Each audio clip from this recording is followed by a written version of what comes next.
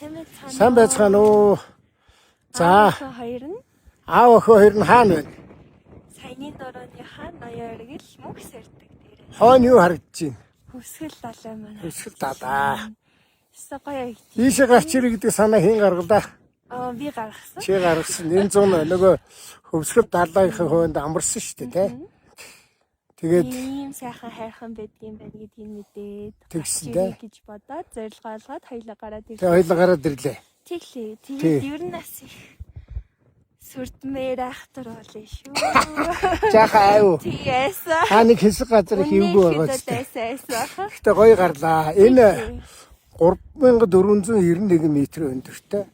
Одоо энэ тал нь одоо ингээ Монголын нутаг, нөгөө тал нь бол Оросын холбооны улсын нутаг. Яг энэ яг уул зуурн энэ дээр байна. Айтайхан гарлаа шүү. Өнөөдөр тэнгэр хангаа те. Та нар хардаа. Нар өдөөс инээс. Тэр нар далаа тийм ээ. Энэ сайхан өндөр сагтыг хайрхнууд.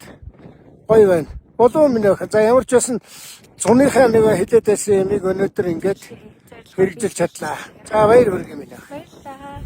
Окей.